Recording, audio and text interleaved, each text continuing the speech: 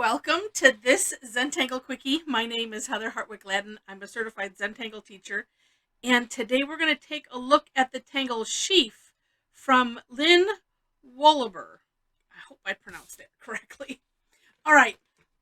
This is a grid pattern, but I'm going to show you just one section, like one grid of what would be a larger piece, because I think it'll be easier to see. This is a neat tangle, neat inspiration. Make sure to take a look at the description section for, actually I'm going to do this while I'm saying that. The description section for links to the step outs. Lynn's is in the under for more inspiration, and that is a link to tangle patterns, where I found this. So this has a number of cool ideas, including being a really nice fragment. So if you're, and we'll talk about that when I show you the extra thing that I did here. All right, I decided that I needed to kind of divide up the first step of it. So on my step out, you will see that. So pick a direction that you want to go. And so I'm just going to pick this way because it just works better for my hand. And what I'm going to do is we're just going to put a little line. I'm shooting for the center-ish. I'm eyeballing. Okay, so one line. It's going to be 3 lines total here. So one, and then if you shoot that one for the middle, and then put one on either side. So then you end up with 3 as close to the middle as possible.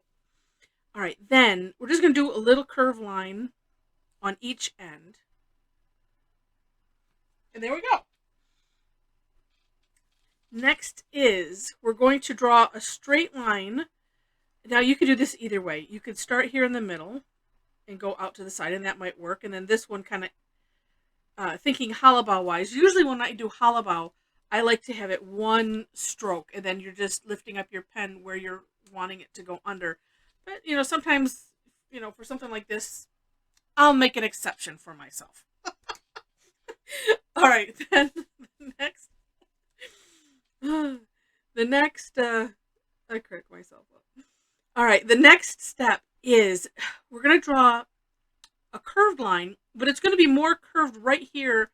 I don't know what we want to call this, because it almost looks like a knot. And when you look at the inspiration for this tangle, it kind of is. It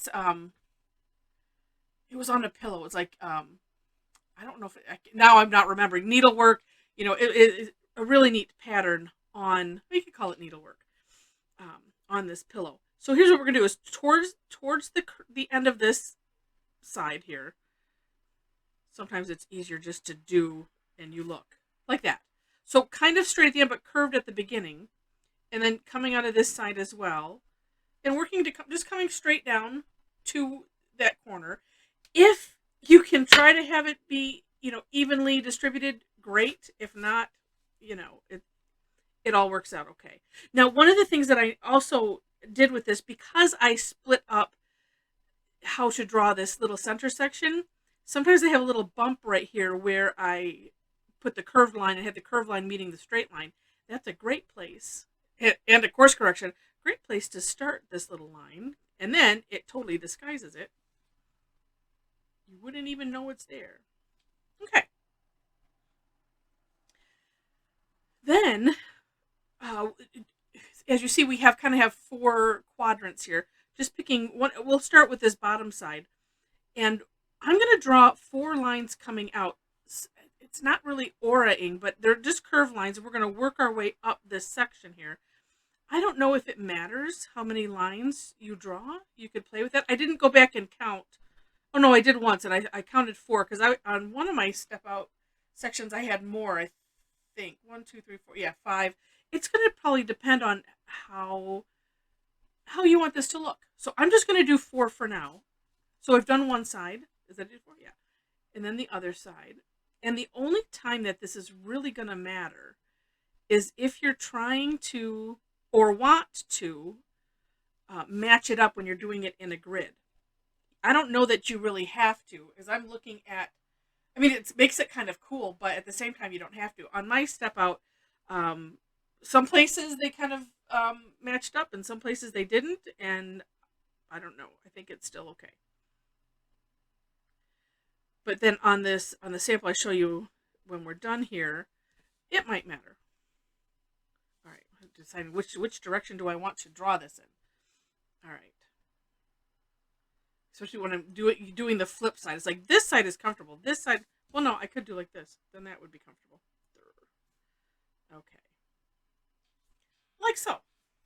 And honestly, that kind of looks cool just the way it is. But she has a couple finishing up things. So in the far corner here, so this empty corner, we're just going to do a little curve line, aura that, and aura it again. And then we'll do the opposite side. Like so. And then this one I did combine on one because I ran out of room and I didn't want to, would have had to do a whole different format. And I think that this was easy enough to be seen. This one, kind of towards the, towards that center, we're just going to put an orb, and then kind of from the top, just a curved line. So you do the takeoff and land, so kind of trace over that, and then coming down to those sides is nice. It kind of makes me think of the end of a safety pin. All right. And that is it. Now, one thing for some shading, there's so much that one could do with this, but I'm just going to do an initial, we'll just put some graphite on the, right on the outsides of where we started. And just spread that out. I'm picturing, you could do either with graphite or with filling in, and or with doing color if you want to add color. All of these sections are places you could have fun with this, but I think that looks kind of neat just as it is. And then as you see again, the inspiration, it looks kind of right. Okay, so here is, so again, this was just one piece of one grid box, but here, as you see, because if I did this, it would be way too small to see.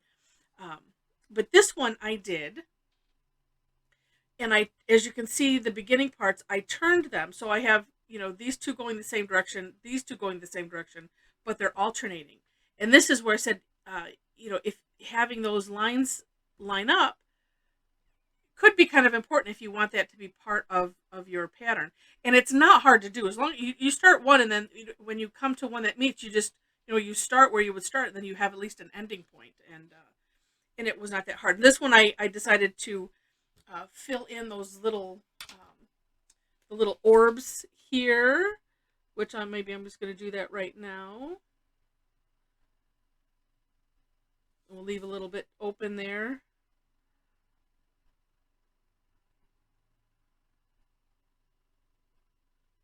Sometimes that's a nice, I wanted to make this one a little bit different. Okay. I wanted to course correct that one. Okay. And then, like I said, all kinds of room, places to, to color in, to add textures, add, even other tangles. This could become a reticula on its, or, because if you do this big enough, then it's a reticula within a reticula, because the reticula just means, it's a fancy word for, it's the network, that the grid, essentially, grid or network that we would then tangle within. Because Rick and Maria were trying to find another word for grid, because there are, there's square grids, there's round grids, there's other, things. So anyway, so that's just funny. And then the reticula part, the fragment part of the fragments of reticula is this. So this, as you see, so here I did the fragment of this tangle is this. I did it this way. Then here I did it that way.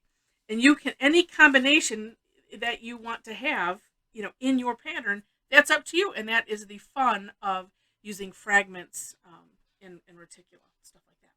So this was fun. It's a neat tangle. It looks much more complicated than it is, and I think in a bigger grid, it could have some really, really neat effects. I'm picturing some other ways to even shade it. Lots of fun, I'm thinking, to be had with this one. So if you enjoyed it, would love to have, click like, leave comments, all of those, subscribe, share it. All of those things help the algorithms, so that way YouTube then says, oh, they like this. So we'll share it with other people that have, however their algorithm works. That's what helps. So I would sincerely appreciate any of those things, especially if you've not subscribed to the channel yet and would like to. Would love to have you be a subscriber. Also, in the description section, you will find ways to connect with me. So if you enjoy the way I present tangles, would love to have you join me and my mom for some online classes. We do weekly classes free. Then I have some ones that are that you pay for, and we have a lot of fun. So would love to have you join us. And with that, thanks so much for watching, and I wish you happy tangling.